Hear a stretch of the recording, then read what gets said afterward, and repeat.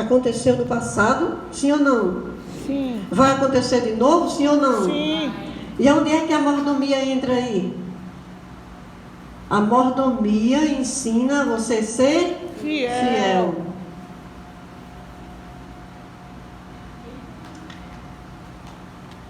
Quem serve a Deus geralmente prospera, sim ou não? Nem sempre. Na maioria das vezes não. Prospera financeiramente, nem sempre.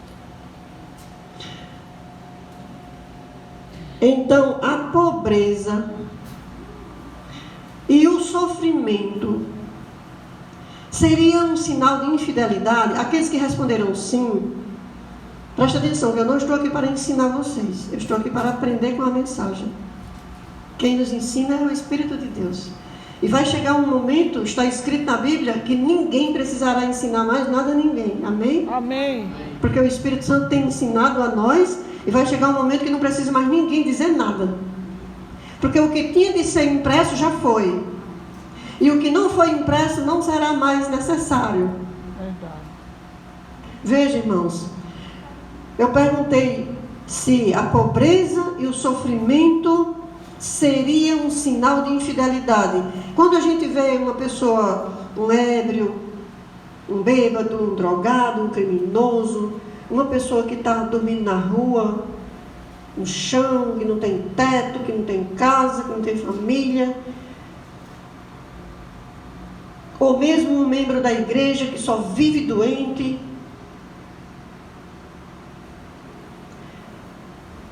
nós podemos até ser tentados a pensar que aquela pessoa está sofrendo é um sinal de infidelidade. Quem aqui já foi tentado nessa tentação?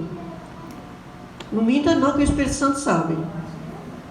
Alguém já pensou assim, que está acontecendo tudo isso com fulano porque ele merece, porque ele não busca Deus, porque ele não é fiel, porque ele não quer saber de Deus? Quem aqui já pensou esse pensamento? Irmão, não minta não, que Deus... Pois é, eu já tive muito. Graças a Deus que eu não penso mais assim. E é por isso que eu trouxe essa mensagem hoje. Irmãos, ontem à noite no PG, nós estudamos uma mensagem que eu já preguei aqui na igreja. Muita gente já ouviu, mas as pessoas que estavam lá no pequeno grupo não ouviram.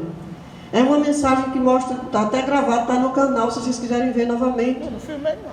Sim, o que da pregação aqui. A diferença entre amar e gostar. Mas o título é Amar Não É Gostar. Pois é, Amar Não É Gostar é o título que está lá no canal, vocês podem assistir. Porque é muito bom saber que amar não é gostar. Porque ninguém consegue gostar de todo mundo. Mas Deus diz que é para a gente amar a todos. Essa foi a mensagem de ontem, que é uma mensagem nova para quase todos que estavam lá. Só não era nova para quem já tinha visto, já tinha estudado, né, Dejaísa? É uma mensagem nova, você saber que amar não é gostar. Porque quando você pensa que amar é gostar, e você se sente em desobediência a Deus, por não gostar de certas pessoas, aí você diz, se eu não perdoar essa pessoa, Deus não me perdoa. Então eu não vou ter o perdão de Deus. E isso é um inimigo, sobrecarrega sua mente com esse pensamento, que é para você desistir de servir a Deus, porque não vai adiantar, porque você não consegue gostar da pessoa. E se você não gosta, Deus não perdoa. Então é um engano achar que gostar é amar, que são duas coisas diferentes. Isso foi o que nós estudamos ontem no PG.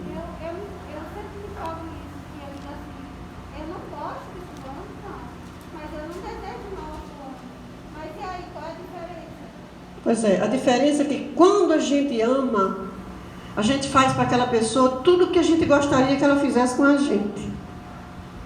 E quando a gente gosta, a gente quer estar perto, quer comer junto, quer ir na casa da pessoa, quer que a pessoa venha na casa da gente. A gente liga para a pessoa, a gente conta as coisas da gente para aquela pessoa, porque a gente gosta daquela pessoa. Gostar é diferente de amar. Amar o inimigo é uma ordem de Jesus. Jesus disse, amai os vossos inimigos e orai pelos que vos perseguem. E gostar, você só gosta de quem você consegue. Essa foi a mensagem de ontem. Foi muito bom, foi muito fortificador para cada um de nós. Agora hoje, é também uma mensagem nova, irmãos. Uma mensagem para tirar da nossa mente alguma dúvida. Como podemos desfazer a teologia da prosperidade? Porque a teologia da prosperidade, irmãos, ela é tão poderosa que ela atinge os adventistas. Quando um crente adventista vive doente, a teologia da prosperidade ainda atua na mente dos outros, de alguns outros. Silenciosamente, aquele clique do diabo, dizendo assim: ixi, mas o irmão fulano também só vive doente. Ou ele está se alimentando mal, ou ele não dorme direito, ou ele não é fiel nos dízimos, nas ofertas. Alguma coisa está acontecendo com o irmão, porque o irmão só vive doente. Quem aqui já teve esse pensamento? Irmão, é a teologia da prosperidade. A teologia da prosperidade ensina que se você está em Deus, você fica rico, as coisas dão certo, é ou não é? Você pode, a casa que você tem, entregue a Deus, porque o resultado vai ser que Deus vai fazer você ficar rico. Ninguém nunca vai roubar. Ninguém vai roubar você não vai ficar doente, porque Deus vai repreender o devorador. É essa a teologia da prosperidade. É isso que se prega lá fora, nas igrejas falsas. E a teologia da prosperidade, ela é tão pesada, ela é tão forte, que ela ataca até nós. Irmãos, qual a relação entre a fidelidade e o sofrimento? Por que um membro fiel vive doente? Por que é que um membro fiel fica desempregado, passa necessidade e privações, não passa fome? Quem é fiel não passa fome, essa é a promessa bíblica. Agora, aperto passa. Passa aperto, às vezes depende da ação da igreja, depende da ajuda da família. Tudo isso passa. Agora, fome, o servo de Deus fiel não passa. Amém? Amém. E o que nós precisamos para estar vivo? Do alimento, água e sono. Isso Deus garante, mas Deus não garante que a gente não vai sofrer alguma privação. Como podemos desfazer a teologia da prosperidade? Tem um livro na Bíblia, irmãos, que do primeiro verso até o último acaba com a teologia da prosperidade. É Jó. É Jó. Verdade. Se você ainda tem dúvida com relação à teologia, se ainda há em você algum resquício, alguma presença na sua mente da teologia da prosperidade, não fique triste, porque isso vem desde o tempo de Jó. No tempo de Jó, todos os amigos teólogos, os amigos de Jó, acreditavam na teologia da prosperidade. Então não é de ontem, não é do ano passado, não é de 10 anos atrás. A teologia da prosperidade é antiga, do tempo de Jó. E Deus colocou Jó numa prova para acabar, para eliminar a teologia da prosperidade. Amém. Glória a Deus. Amém. Irmãos, justo sofre, justo fica doente, verdade. O justo fica sem dinheiro, o justo fica sem teto. Sabe por quê, irmãos? Eu fico emocionada com isso, irmãos. Sabe por que o fiel passa por tudo isso, irmãos? Porque a vida de Jó foi uma prova de Deus para o mundo todo, para nós. Quem aqui já leu algum trecho do livro de Jó? Levanta a mão. Quando você lê no livro de Jó, você está lendo a história de um homem. O livro todo, do começo até o fim, é a história de Jó. Quando você lê a história de Jó, o que lhe impressiona? O sofrimento de Jó ou a fidelidade de Jó? Fidelidade. Quem acha que quem é atraído pela fidelidade, levanta a mão. Amém. Eu jamais vou esquecer. A igreja está sarada. Deixa eu dizer um negócio. Ficam frases na nossa mente de várias pregações. Mas eu nunca vou esquecer uma frase da primeira pregação de Davi aqui, que ele disse: se Jó aguentou, por que nós não podemos aguentar? Eu nunca vou esquecer aquela frase. Então, vamos. E Jó, e nenhum de nós, possivelmente, nunca vai ter tantas perdas quanto Jó teve. Então, eu já vi várias pessoas falarem assim: eu não aguentei não, acabou minha paciência, porque eu não sou Jó. Só Jó para aguentar um negócio desse. Porque a paciência de Jó, ela é conhecida mundialmente. Todo mundo fala em Jó, se referindo a Jó como um homem paciente na provação, não é, irmãos? Então a pergunta é, o que nos atrai a ler o livro de Jó? O que a gente destaca no livro de Jó? O sofrimento de Jó, porque nunca ninguém sofreu tanto? Ou a fidelidade, porque nunca ninguém foi tão fiel? Quer ver, quer conferir? Vamos lá em Jó capítulo 1, verso 22. Irmã Isaías, por favor, vá ali fora e convide Lindomar para entrar, que falta 10 minutos para terminar. 10 minutos. Diga ele que pode vir para cá, para o ventilador. Jó 1, 22. O que está escrito? Quem encontrou, leia. Em tudo isso, Jó não pecou e nem atribuiu a Deus falta alguma. Amém, irmãos? Amém. Jó passou na prova, sim ou não? Sim. Quem não encontrou ainda, pode encontrar, irmãos. Jó 1, 22. Ninguém nunca perdeu tanto quanto Jó. Ninguém nunca sofreu tanto como Jó. Mas Jó foi aprovado. Não é? E até os melhores amigos o acusaram. Passou na prova. E a mulher dele também. Passou na prova. Jó foi um homem que passou na prova. Por isso que na Bíblia tem um livro inteiro com a história dele. Ele passou na prova. Então, irmãos, o grande propósito do plano da salvação é trazer para dentro da nossa mente tudo que o pecado roubou de nós. Qual é o propósito do plano da salvação? Trazer para a nossa mente tudo que o pecado roubou de nós. Quando a gente pensa que o irmão está doente porque não é fiel, o plano da salvação é para tirar de nós esse pensamento da teologia da prosperidade e colocar dentro de nós o que o pecado roubou de nós. O plano da salvação tem o propósito de preencher nossa mente com tudo que o pecado roubou de nós. Qual é o propósito do plano da salvação? Preencher nossa mente com tudo aquilo que o pecado tirou de nós. Amém. Nós perdemos, amém? Amém. Pois bem, então, Jó não pecou, ele suportou. O fiel só é revelado na provação. Verdade. Então, qual é a relação entre a fidelidade e o sofrimento? Pode responder. O fiel só é revelado na provação. Por que o fiel sofre? Respondam. Porque o fiel só é revelado na provação.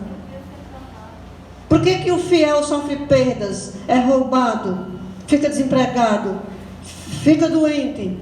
Porque o fiel só é revelado na provação. Deus quer que você seja fiel?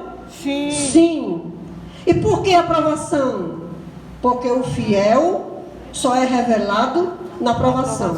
Se Jó não tivesse sofrido, a história dele não estaria na Bíblia e nós não iríamos conhecer essa história. A história de Jó está na Bíblia porque Jó era fiel, e porque ele era fiel, ele suportou a provação, e porque ele suportou a provação, ele foi conhecido em toda a história, desde dele até o fim. O fiel só é revelado na provação. O que isso tem a ver com a mordomia? Uma pessoa fiel, irmão, ela é fiel em tudo. Imagine que você vai viajar para o exterior. Nós já vamos concluir aqui, já é a conclusão. Imagine que você vai viajar para o exterior. Você vai para um país que come outras comidas, que fala outra língua, que o clima é diferente, que é gelo total, todo mundo encapuzado, com luvas, com blusão de lã. Você vai para um lugar, um país, bem pertinho daqui, Argentina. mas lá é tudo diferente. É frio. O que você precisa para ir para a Argentina, por exemplo? O que você precisa para ir para a Argentina? Pouco dinheiro e roupa grossa. Você precisa, primeiro, de que tudo isso aí, você precisa saber se lá é frio ou quente. Você precisa saber qual é a língua que fala lá. É espanhol. Estou dizendo Argentina, mas pode ser qualquer país. Você vai viajar para os Estados Unidos, que é que todo brasileiro tem vontade de ir. Como é nos Estados Unidos? Como é que fala lá? Qual é a linguagem, o idioma de lá? Como são as estações do ano? Qual é o tempo, agora que eu vou nesse período do ano, como é que está lá? Está frio ou está quente? Como é a comida lá? Lá tem isso? Lá tem aquilo? Como é que eu vou conseguir comprar uma casa lá? Então, irmão, se você vai viajar para um lugar que você não conhece, a primeira coisa que você precisa não é levar um blusão quente, porque vai que lá é mais quente do que aqui. Na Europa, ultimamente, o pessoal está morrendo de tanto calor. O que você precisa, quando você for para uma viagem, num lugar que você não conhece, a primeira coisa que você precisa é informação e é conhecimento sobre o lugar para onde você vai. Para não correr o risco de você levar roupas finas, roupas curtas, e quando chegar lá está gelo. E não correr o risco de você levar uma mala cheia de blusão de lã e quando chegar lá está pegando fogo. As pessoas se molhando com mijo de vaca, porque não aguentam o calor. E o que isso tem a ver com a mordomia? O que isso tem a ver com a mordomia? Abre em Daniel, é o último verso. É por causa de Daniel, capítulo 2, que isso tem tudo a ver com a mordomia, irmãos. Porque nós vamos para um lugar que nós não conhecemos, que é o céu.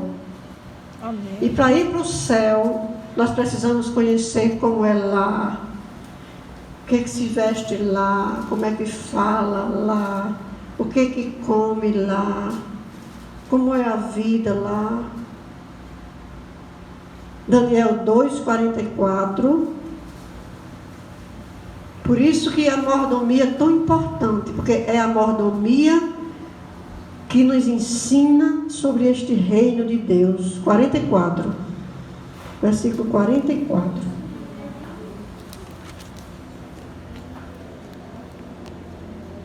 Mas nos dias destes reis, esses reis que nós falamos aqui, Argentina, Estados Unidos, todas essas nações da Europa, as Américas, esses reinos que têm se passado por essas nações, nos dias destes reis, o Deus do céu vai levantar um reino que não será jamais destruído, ou seja, um reino eterno, e este reino não vai passar para outro povo. Amém. Esse reino é do seu povo, é do povo de Deus.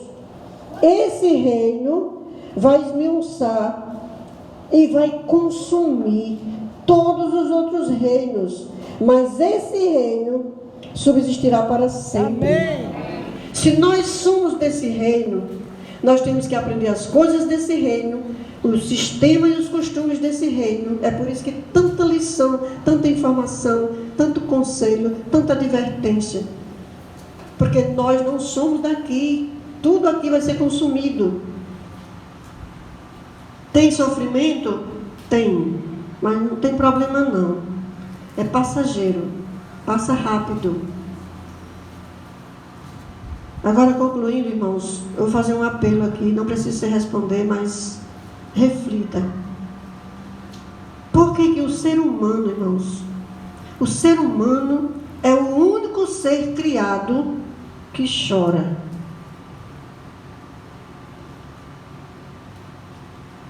Ninguém mais no universo chora. Somente o ser humano.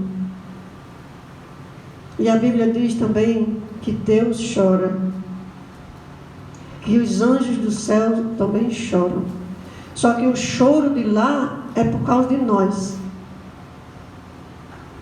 No dia que Jesus se dispôs a entrar concretamente no plano da redenção, no plano da salvação, Ellen White diz que todos os anjos choraram e se ofereceram para descer, para cumprir o plano da salvação, para que Jesus não descesse a esse buraco sujo, infectado e mau, que é o planeta Terra. E Ellen White diz que os anjos choraram e pediram: não, príncipe do céu, não, envia-nos a nós. E choraram por causa do plano da salvação. Os anjos choraram por causa de nós, porque estávamos perdidos. E a Bíblia diz em João capítulo 11 que Jesus também chorou. E hoje Davi citou na lição. E quando Jesus repreendia o seu povo, ele fazia com choro.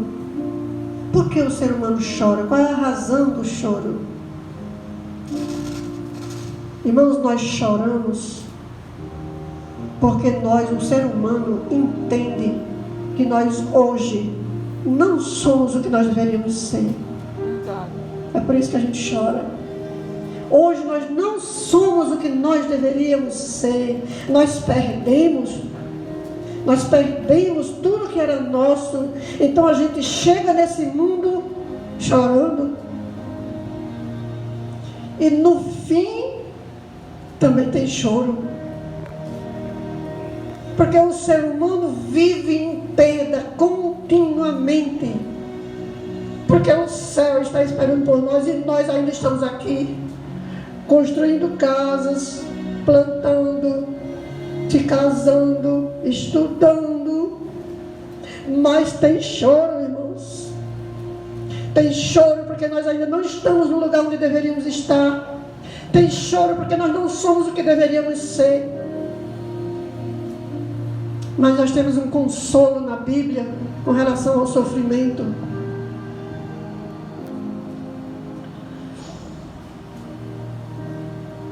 O consolo da palavra de Deus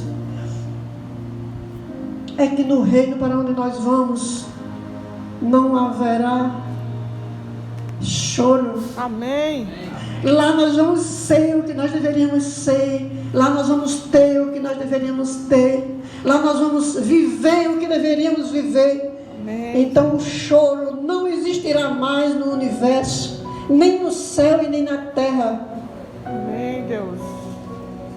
Promessa maravilhosa. Irmão,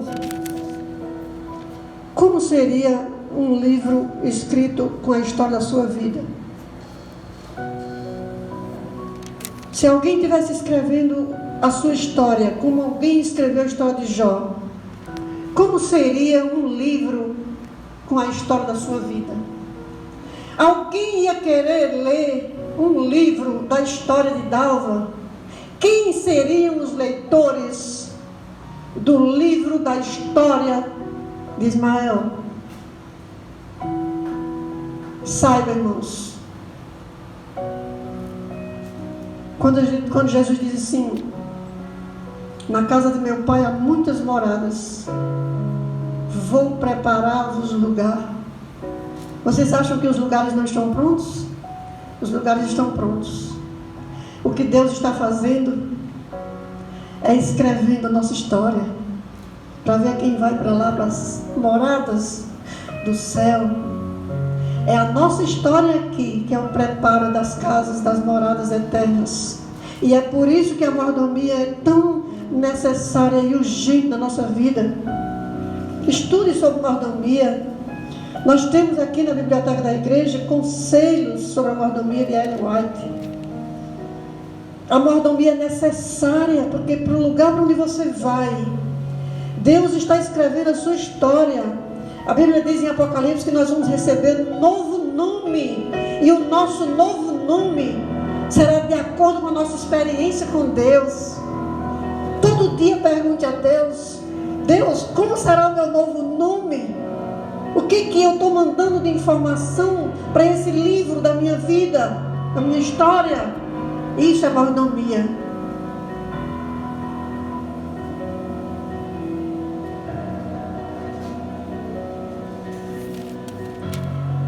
Quem entendeu essa mensagem? Vamos ficar em pé? Santo Deus, Hoje nós entendemos que os fiéis sofrem. Os fiéis passam provações, enfermidades e até pobreza. Mas hoje o Senhor nos apresenta que nós não somos daqui, nem vamos ficar aqui. E que o choro só vai durar até o dia da sua volta. Amém. Senhor. Depois daquele dia nunca mais vamos chorar. Amém. Glória a Deus. Nossa história pode não ser escrita num livro aqui. Mas nossa história está sendo escrita no livro lá. Ó Deus, Espírito Santo. Apaga as coisas erradas. Sim, Deus, apaga, Senhor. Ilumina nossa mente para colocarmos em prática o básico, o simples do Evangelho, que era amar a Deus e amar o próximo. Amando a Deus e amando o próximo, Jesus disse que isso é o cumprimento de toda a lei e dos profetas. Fica conosco, nos leva para o campo missionário, em nome de Jesus. Amém. Amém.